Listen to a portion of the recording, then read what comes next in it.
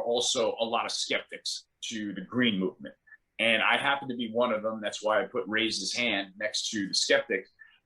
If you click on an exercise in magical thinking and give that document by Mark Mills sometime, there are a plethora of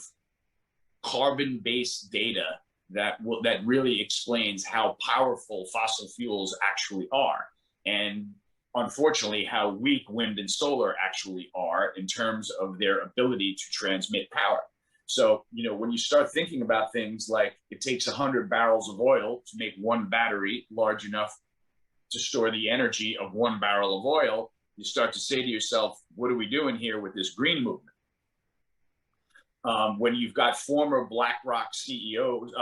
portfolio managers like Tariq Fancy, blatantly admitting that he left that space because he was really,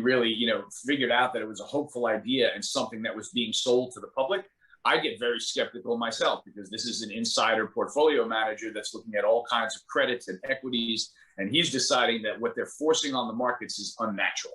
So I'm a big proponent of Tony Greer, who is sort of a gold-based